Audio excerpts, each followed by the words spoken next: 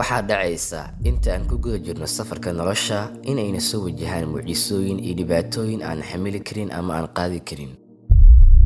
Ciriiriga, murugada, walwalka intaba nolosha ayaa ku dhisan.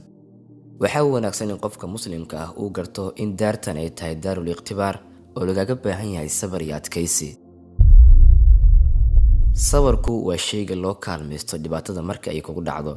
ilaahay subxaanahu wa tacaala wuxuu quraanka kariimka inoogu sheegay: ولنبلونكم بشيء من الخوف والجوع ونقص من الأموال والأنفس والثمرات وبشر الصابرين الذين إذا أصابتهم مصيبة قالوا إنا لله وإنا إليه راجعون.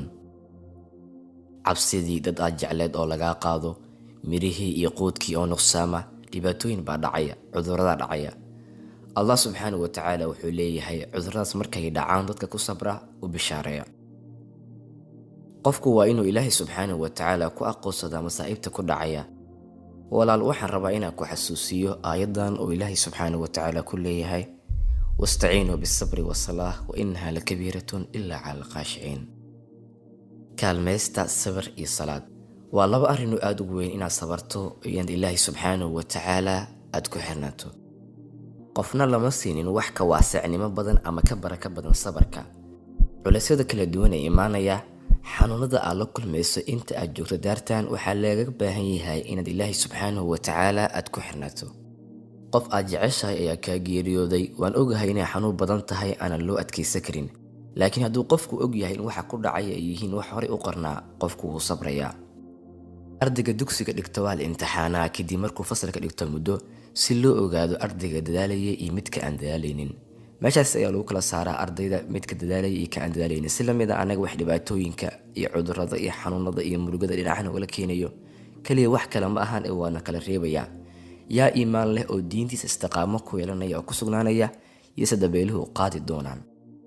qof walba waxaa la imtixaanaa inta iimaankiisu la egyahay, sida loo kala iimaan badan yahay ayna loo kala imtixaan badan yahay. walaalo, ma ogtahay sababta sidaan lagugu imtixaanayo oo lagaa qaaday caafimaadkaaga, dadkaad ugu jeceshahay dunida, dhibaatooyin isku kaa kulmayaan? sababtoo ah allah subxaanahu wa tacaala ayaa ku jecel. qofku ilaahay subxaanahu wa tacaala jeclaado uu imtixaanaa. sidaa darteed waa inaad ku sabartaa xanuunada, aadna ka mahad celisaa ilaahay subxaanahu wa tacaala nimcooyinka faraha badan ee ku siiyey. caafimaadka waxaa lagaa rabaa inaad ku shukriso, xanuunka iyo murugadana aad ku sabarto. allah subxaanahu wa tacaala isaga aynan leh, igu shukriya waan idiin siyaadin. ogow walaal, xaaladu daa'im ma ahan. murugada aad maanta dareemayso ma ahan mid sii jiri doonto ama sii taagnaa doonto. murugada farxad baa ku xigi doono, xanuunkana caafimaad ayaa bedeli doono inshaa allah. annagase waxaa noogala baahan yahay inaan la imaano sabar, adkaysi, dulqaad xilliga dhibaatada. xilliga barwaaqadana aan la imaano shukri iyo mahadcelin fara badan, waan allah subxaanahu wa tacaala ugu mahadcelinayno nimcooyinka ina siiyey. dadka inta badan waxay eegaan waxa ka maqan, mana eegaan waxa ay haystaan. nimcada caafimaadka, nimcada insaannimada, nimcada xurriyadda, nimcada amniga. wa in tacudduu nicmatallaahi laa tuxsuuhaa. nimcooyinka rabbi idin siiyey ma tiri kartaan. sidaa darteed yaanan firin waxa naga maqan ama aan weynay oo keliya. nimcada aan haysanno ayaa ka badan waxa aan naga maqan. sidaa darteed ogow, noloshaada ma taqaanid waxa u wanaagsan iyo waxa dhibaya. sidaa darteed ilaahay subxaanahu wa tacaala ayaa garanaya wax kuu qeyroon, isaga ayaana maamula noloshaada ee kuu qanacsan oo isbedelada kala duwan ee ku dhacaya noloshaada.